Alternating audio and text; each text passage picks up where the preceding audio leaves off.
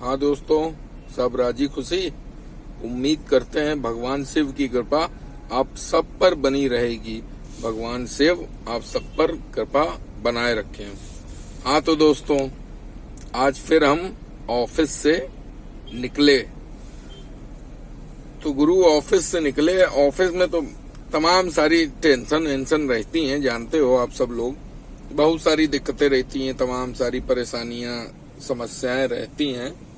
लेकिन आज फिर हम ऑफिस से तो सवेरे घर से ऑफिस जाना है और ऑफिस से घर आना है।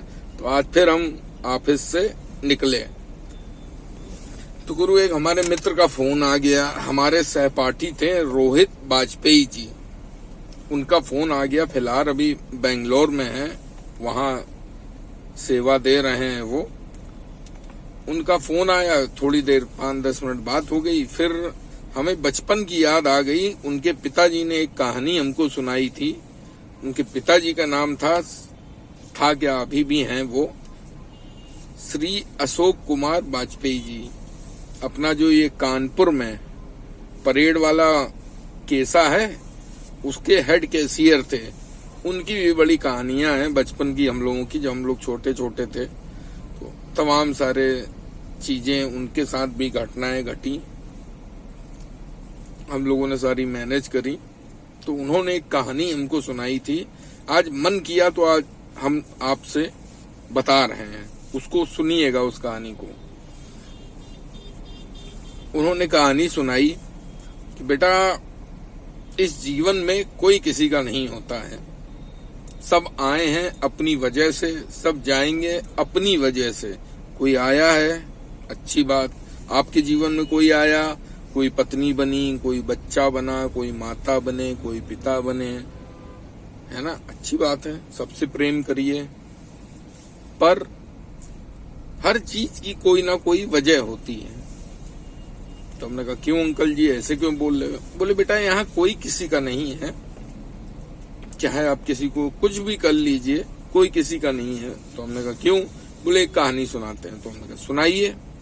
उन्होंने एक कहानी सुनाई कि एक परिवार होता है, वहां एक बच्चे का जन्म होता है गांव देहात में, और उनके पिताजी की इच्छा होती है, उस बच्चे के पिताजी की इच्छा होती है कि उसको गुरुकुल की दीक्षा दी जाए। तो उसको जब वो थोड़ा बड़ा हो जाता है, चीजें समझने लगता है, पढ़ने और सारी चीजें, 3-4 साल का बालक हो जाता है, तो उसको गुरुकुल भेज दिया जाता है।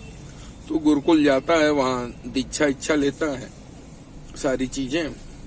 जब उसकी शादी की उम्र हो जाती है, बात बहुत पुरानी है, 13-14 साल का जब वो हो जाता है,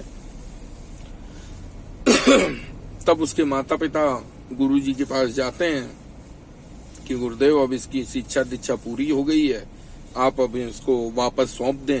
अब ये बड़ा हो गया, अब इसकी शादी करें, ये अपना जीवन आगे बढ़ाए।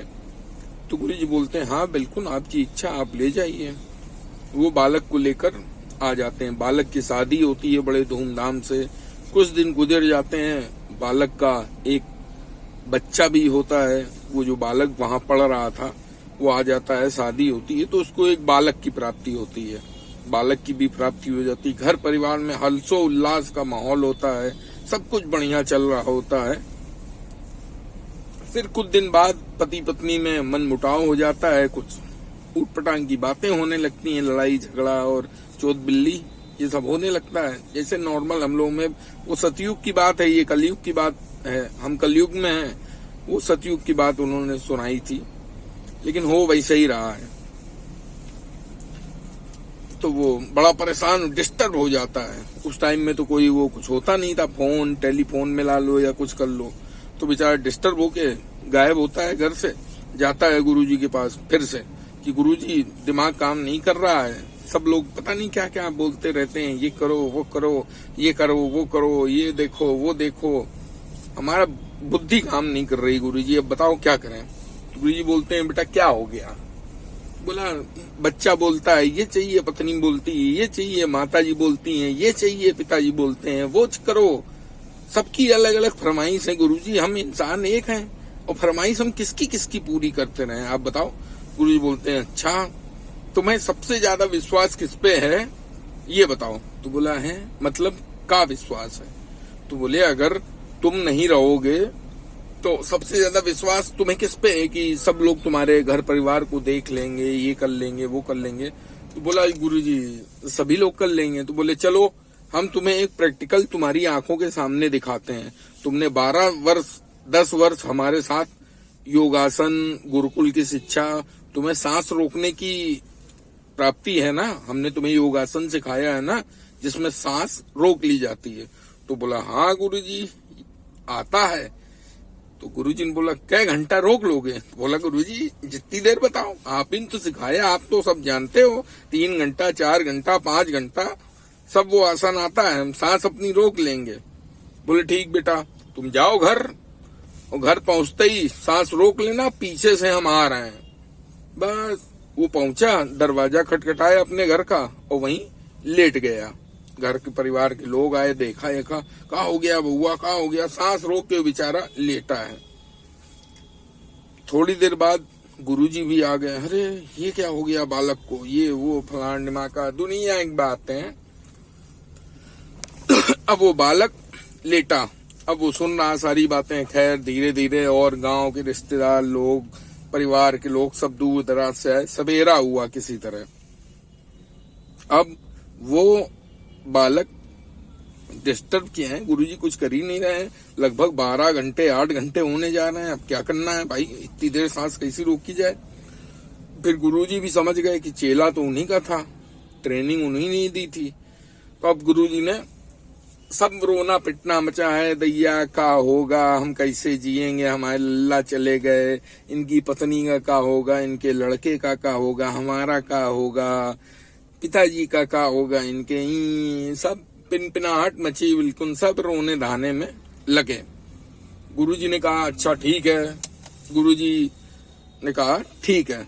तो उन लोगों ने कहा भाई गुरुजी आप तो ये दिव्य पुरुष हैं, बालक को जिंदा कर दीजिए, किसी तरह कुछ हो जाए, हम लोग कहाँ जाएंगे, क्या करेंगे, कैसे होगा, इकलौता बालक था हमारा।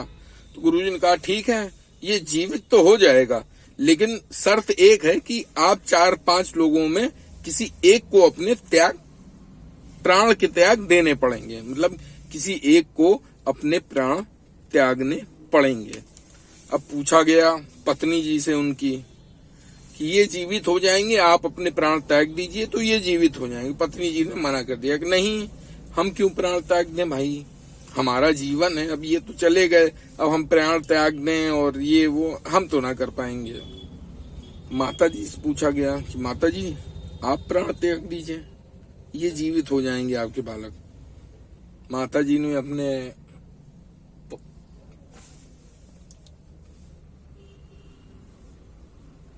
क्या बताया जाए, माता जी ने भी अपने पति की तरफ देखा, मतलब उस बालक के पिता की तरफ, कि ऐसे कैसे हम त्याग दें, अभी हमारे पति हैं, हमारी बहुरिया है, हमारा नाती है, हम कैसे त्याग दें, जिसको जाना था वो तो चले गए और हम नहीं रहेंगे तो घर में कैसे काम चलेगा, ये वो। पिताजी से पूछा गया भाई साहब आप त्याग दीजिए प्राण तो आपका बालक जीवित हो जाएगा। अरे नहीं नहीं नहीं हम नहीं त्यागेंगे, और ये सब ड्रामा हुआ।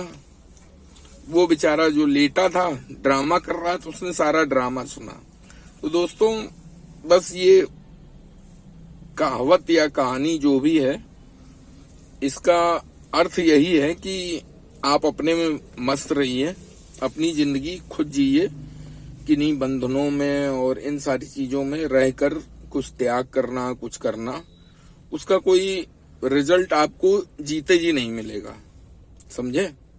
आप जो करके जाएंगे उसका रिजल्ट आपको नहीं मिलेगा, उसका रिजल्ट आपकी पीढ़ियों को मिलेगा। जो आपके करके गए आपका बच्चा और सारी चीजें हैं, है ना। तो अपने पर ध्यान रखिए, खुश रहिए, मस्त रहिए।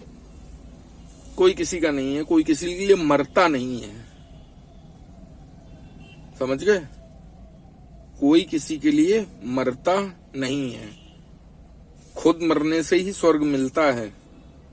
तो कोई किसी के लिए यहाँ मरता नहीं है, भले कितना प्यारा हो, कुछ भी हो, तो कोई किसी के लिए भगले भगवान आ जाए नीचे कि भाई साहब आप मर जाओ, ये जीवित हो जाएगा, हम काहे मरे हैं, ऐसे मर जाए? अभी हमारे इतना करना है, ये करना है, इतने लोगों से पैसा लिया, उनसे वापस लेना है? ऐसे कैसे मर जाए? वो देंगे नहीं है। और जिस दिन गुरु जाना होगा, बिना बताए चले जाओगे चुप्पे, चाहे जितने बड़े वो सूरमा, चुपचाप निकल लोगे पतली गली से। ठीक है दोस्तों, चलो, जय हिंद, जय भारत। हम भी निकलते हैं घर की ओर। आप सब लोग अपना ध्यान रखिएगा, मस्त रहिएगा।